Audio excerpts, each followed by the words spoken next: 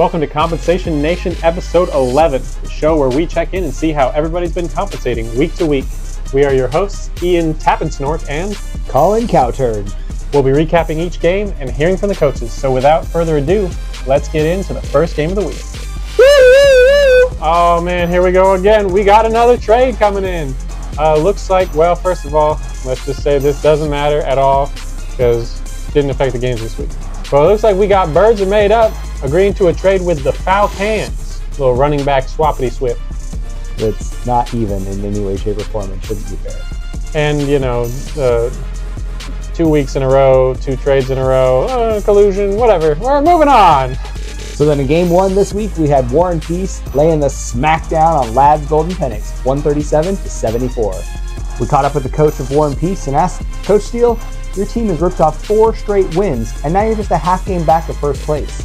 Can this run of yours be stopped? The hope is that this run cannot be stopped, and we will just ride on into the sunset. I wasn't sure exactly what phrase I want to use there, but we're going with it. Ride on into the sunset of the championships.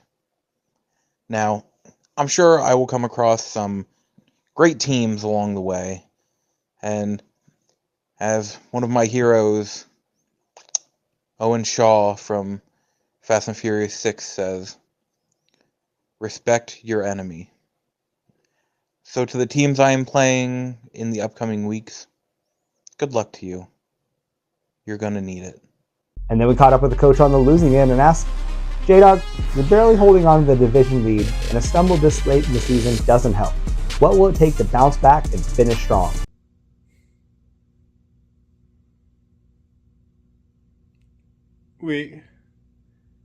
I thought it was on a bye. This week in game number 2, a team has no name squeaked out a win over Madison Beer Meat, 98-94. After the game, we caught up with the coach of a team has no name and asked, Coach Osborne, you just spent your first week of the season on the outside looking in. But now you're back in the top of your division and back in the playoff race. What is it going to take to hold on down the stretch? What's it going to take to hold on down the stretch?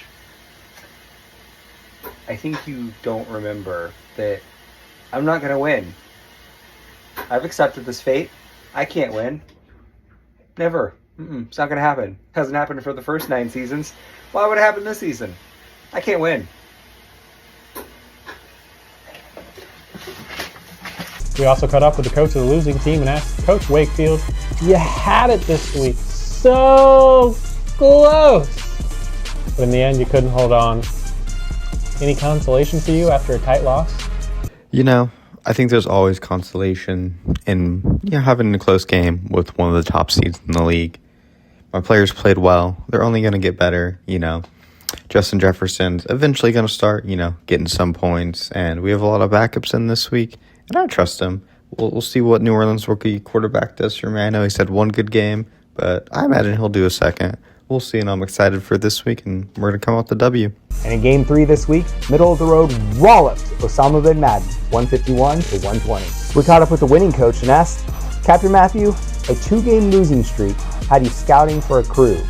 But this week, the team returned to form and returned to the win column. There are 3 weeks left. Can you still get out of the playoffs?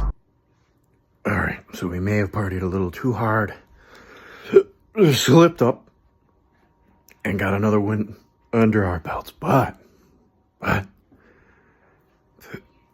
it's okay. A lot can happen in 3 weeks. I mean, fumbles, interceptions, and it's fine. It's fine.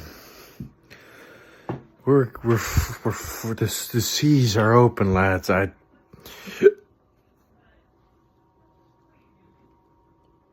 We're fine. We're fine.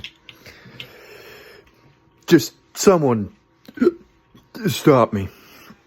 I mean it. It's disappointing. On all of you.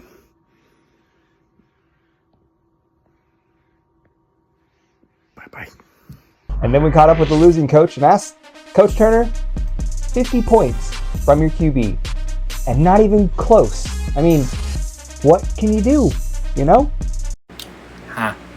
What a good question.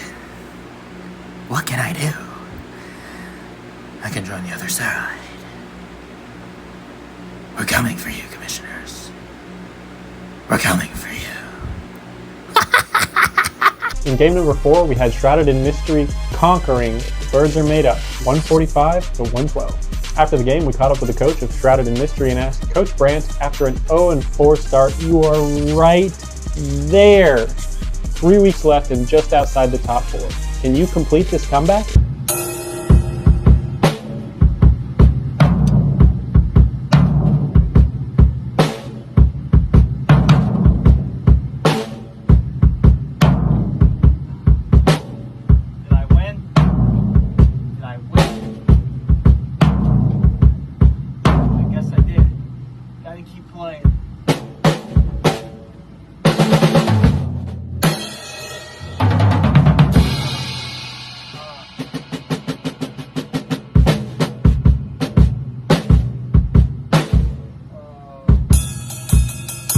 We also caught up with the losing coach and asked, Coach Wheeler, 1 week on top of the division and now just outside the playoffs. With only 3 weeks left, it is crunch time.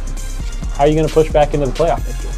You know, this entire season has really been quite the roller coaster ride for me.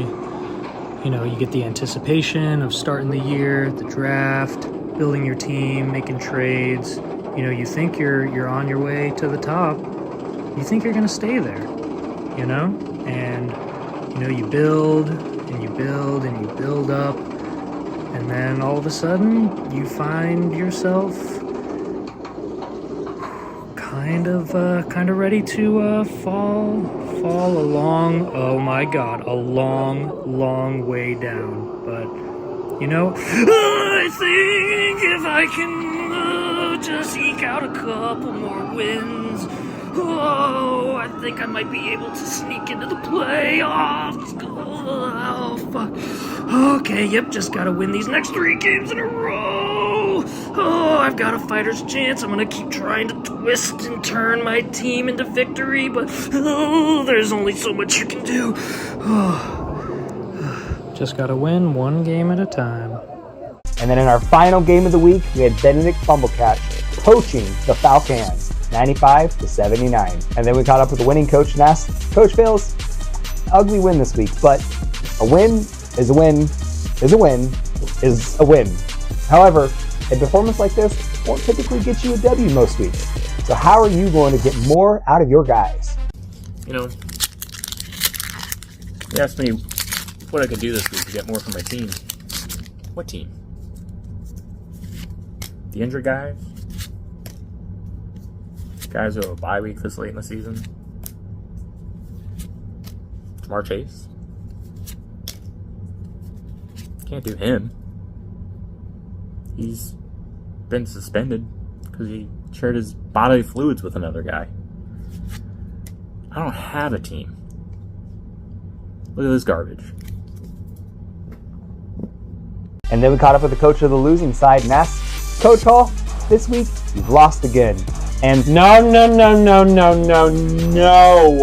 I'm done playing this game, man. Every week it's the same. We ask a question, you threaten us, you posture, all this bullshit. I'm done. Say it to our faces or shut up, alright? So, I've got to make sure that I have everything I need. Aim and flame. Check. Knife. Check. Screwdrivers. Check. Finger guillotine. Check. Commissioner Courtney Dahl. Check. Arrows. Check.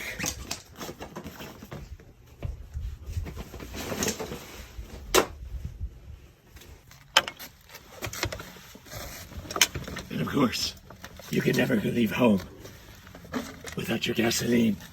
Or even more importantly, never leave home without your enema gun. So as far as the 2 commissioners go, the 2 commissioners are dead to me. And when I say dead to me, I mean they're dead. Siri, it's time for a road trip. Directions to Kansas City.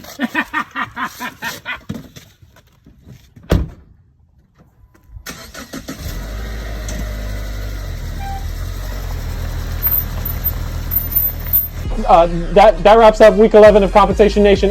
Thank you for tuning in and best of luck compensating this week.